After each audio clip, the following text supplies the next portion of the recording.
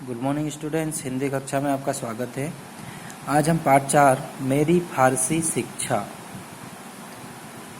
पढ़ेंगे। प्रस्तुत पाठ हमारे देश के प्रथम राष्ट्रपति राजेंद्र प्रसाद की आत्मकथा से लिया गया है। जो हमारे देश के प्रथम राष्ट्रपति थे उनका नाम क्या था? राजेंद्र प्रसाद। उनकी ही आत्मकथा का यह पाठ है। इसमें इनके द्वारा बचपन में की गई शरारतों तथा फारसी अध्ययन का विस्तृत वर्णन है। इनमें क्या वर्णन किया गया है? इनमें उनकी बचपन में की गई शरारत है ना, और फारसी अध्ययन का विस्तृत वर्णन किया गया है। अब हम पाठ पर आते हैं। जब मैं 5 या 6 वर्ष का हुआ तो मेरा अक्षरारंभ कराया गया। अक्षरारंभ मतलब होता है पढ़ने लिखने की शुरुआत। ठीक है। उस समय की प्रचलित प्रथा के अनुसार मौलवी साहब ने बिस्मिल्लाह के साथ मेरा अक्षरारंभ कराया था। जिस दिन अक्षरारंभ हुआ, मेरी पढ़ाई प्रारंभ हुई, उस दिन सबको मिठाई बांटी गई और हम 3 विद्यार्थी को मौलवी साहब के सुपुर्द कर दिया गया। एक मैं और 2 मेरे कुटुंब के चचेरे भाई, जो परिवार में चचेरे उसके भाई। हम तीनों में यमुना प्रसाद जी सबसे बड़े थे। वे ही हमसे सबके लीडर थे। वे हमेशा खेल और शैतानियों में सबसे आगे रहते थे। कौन रहते थे? यमुना प्रसाद जी। ठीक है। उनके एक चाचा, जो मेरे भी चाचा थे, बड़े मजाक पसंद थे। मेरे पिताजी के छोटे भाई होने के कारण उनमें पिताजी के कई गुण थे। उन्हें घोड़ों की सवारी बहुत भाती थी और वे बंदूक तथा गुलेल चलाना भी बहुत अच्छी तरह जानते थे। वे फारसी के ज्ञाता थे और शतरंज भी अच्छी प्रकार से जानते थे। जो मौलवी साहब हमें पढ़ाने आए वे बड़े विचित्र आदमी थे। बलदेव चाचा के मजाक के लिए मौलवी साहब उपयोगी साधन बन गए थे। चाचा मौलवी साहब को तरह तरह की बातें सुनाते और उनसे बड़ा चढ़ाकर बातें करते हुए कहलवाया लेते कि वह हर काम जानते हैं और कर सकते थे। ठीक है। मौलवी साहब इस बात का भी दावा करते हैं कि वे शतरंज खेलना बहुत अच्छे से जानते हैं, परंतु मैंने उन्हें बलदेव चाचा से जीतते हुए कभी नहीं देखा। वे हमेशा शतरंज में हारे जाते थे। हम सब बच्चे बड़े कौतूहल से इन मजाकों को देखते थे। ठीक है। परंतु हम सबके लिए बड़ी मुश्किल थी।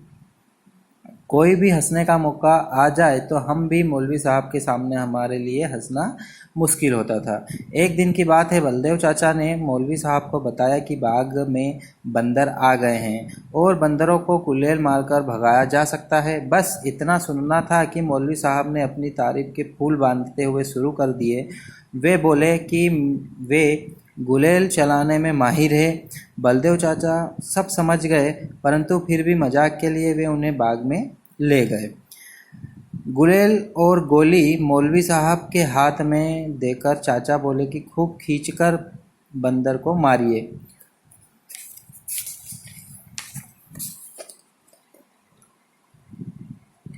साहब ने खींचकर गोली बंदर को मारी और देखना चाहा कि बंदर को चोट कैसे लगती है। उसी समय उसके बाएं हाथ में अंगूठे से तर खून टपकने लगा और चोट के तेज दर्द से वह सहम गए, क्योंकि गोली बंदर की बजाय वे स्वयं को मार बैठे। ठीक है। एक दिन हम सब लोग शाम के समय टहलने के लिए निकलते थे। उस समय बलदेव चाचा और मौलवी साहब भी हमारे साथ थे। हम सब चल रहे थे, तभी एक सांड वहां आ गया। सबने कहा यह सांड लोगों को मारता है। यह सुनकर हम सब रुक गए, परंतु मौलवी साहब कहाँ डरने वाले थे। वे अपनी बहादुरी का बखान करते हुए बेखौफ आगे बढ़े। तभी सांड ने उन्हें सींग से उठाकर पटक दिया। कुछ दिन बीत जाने के पश्चात बलदेव चाचा ने मौलवी साहब को बंदूक चलाने की शिक्षा देनी चाहिए, परंतु इस बात को मानना कोई काम वह नहीं जानते उनकी शान के खिलाफ था। वह मतलब कोई भी काम होता था तो वह क्या बोलते थे कि यह मुझे आता है, लेकिन वो कर नहीं पाते थे। ठीक है, इसलिए उन्होंने साफ साफ शब्दों में कह दिया कि वह अच्छा निशाना लगा सकते हैं। इतना कहकर उन्हें बंदूक उठाई और चल दिए। कुछ ही दूरी पर एक ऊंचे तरख पर उन्हें एक गिद्ध बैठा हुआ नजर आया। गिद्ध काफी ऊंचाई पर था, अतः बंदूक खड़ी करके ही निशाना लगाया जा सकता था। मौलवी साहब ने पहले कभी बंदूक नहीं चलाई थी। उन्होंने खड़ी बंदूक को सीने पर रखकर जैसे ही घोड़ा दबाया, वैसे ही गिद्ध के स्थान पर मौलवी साहब खुद गिर पड़े। तब चाचा ही उन्हें उठाकर घर तक लाए थे। इस प्रकार के हंसी मजाकों के बीच ही हम सब फारसी पढ़ रहे थे। कुछ महीने बाद मौलवी साहब चले गए। दूसरे मौलवी साहब को बुलाया गया। वे बहुत गंभीर थे और अच्छा पढ़ाते थे। अब हफ्ते में 5.5 दिन फारसी पढ़ाई जाती थी। बृहस्पतिवार की दोपहर के बाद शुक्रवार की दोपहर तक फारसी से छुट्टी रहती थी और उस समय गिनती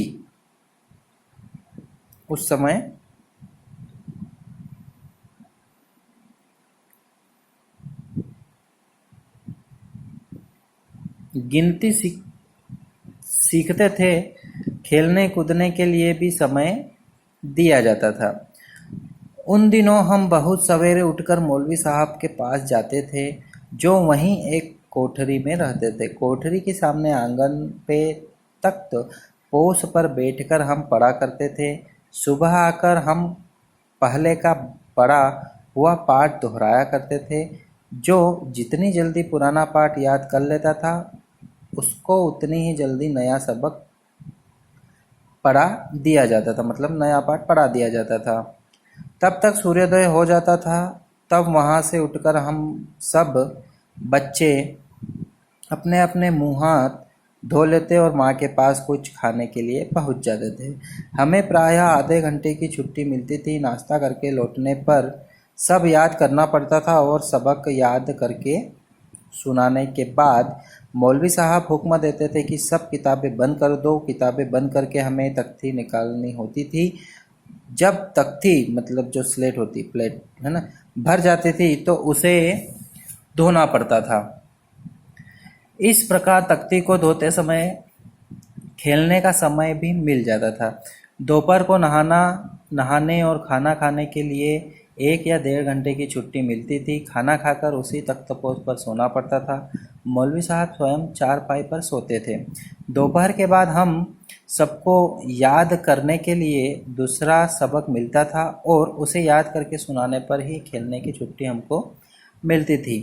खेलने के बाद पुनः पढ़ने बैठना होता था। संध्या को जल्दी नींद आती थी, परंतु हमेशा डर लगा रहता था कि मौलवी साहब ने हमें पलक झपकते हुए देख लिया तो मार पड़ेगी।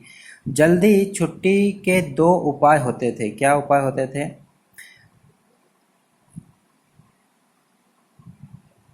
हमारे पढ़ने के लिए जल्दी छुट्टी के 2 उपाय होते थे, खेलकूद और शरारतें। सभी में यमुना भाई हम सबके लीडर थे, इसलिए जल्दी छुट्टी पाने के लिए उपाय भी वही करते थे। हमारे पढ़ने के लिए तेल का दिया जलाया जाता था। ठीक है, उसकी रोशनी में ही हम पढ़ते थे। पहले लाइट नहीं थी, इलेक्ट्रिक लाइट नहीं थी, इसलिए सब चिमनी और मोमबत्ती में पढ़ा करते थे, है ना। यमुना भाई रेत की छोटी सी पोटली बनाते और चुपचाप छिपाकर उसे दिए में रख देते। रेत की पोटली जल्द ही तेल को सोख लेती और जल्दी ही दिया बुझने पर आ जाता था। यह शरारत करते थे। यह देखकर मौलवी साहब दाई पर गुस्सा होते कि दिए में तेल कम क्यों डाला। फिर मजबूरी में उन्हें हम बच्चों को किताबें बंद करने के लिए कहना पड़ता था। पढ़ाई का क्रम ऐसे ही चलता रहा और जो कुछ फारसी का ज्ञान हुआ उन्हीं मौलवी साहब ने दिया। हम सब भी मौलवी साहब को प्यार करने लगे थे। कुछ समय पश्चात अंग्रेजी पढ़ने के लिए घर छोड़कर छपरे में जाना पड़ा। मौलवी साहब ने बिछड़ने का बहुत दुख हुआ और शायद मौलवी साहब भी हमारे जाने से दुखी थे। तो यह राजेंद्र प्रसाद जी जो हमारे राष्ट्रपति थे, उनकी आत्मकथा थी। उन्होंने बचपन में कितनी शरारतें की हैं, कैसे पढ़े हैं। ठीक है, अब इनका लेखक परिचय हम पढ़ते हैं। डॉक्टर राजेंद्र प्रसाद जी का जन्म 3 दिसंबर 1884 को बिहार में हुआ था। इनका जो जन्म है वह 3 दिसंबर 1884 में कहाँ पर हुआ था? बिहार में हुआ था।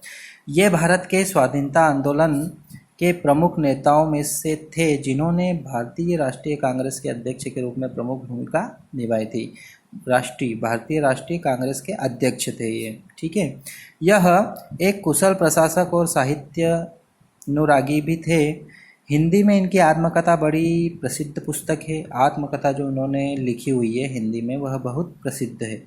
इसके अतिरिक्त इन्होंने कई अन्य प्रसिद्ध पुस्तकें, बापू के कदमों में बाबू, सत्याग्रह, डेट, चंपारण, गांधी जी की देन, भारतीय संस्कृति व खादी का अर्थशास्त्र भी लिखी। 28 फरवरी 1963 में इनकी मृत्यु हुई। इनकी मृत्यु कब हुई? 28 फरवरी 1963 में इनकी मृत्यु हुई। ओके स्टूडेंट्स, यह हमारा पाठ यहाँ पर समाप्त होता है। धन्यवाद।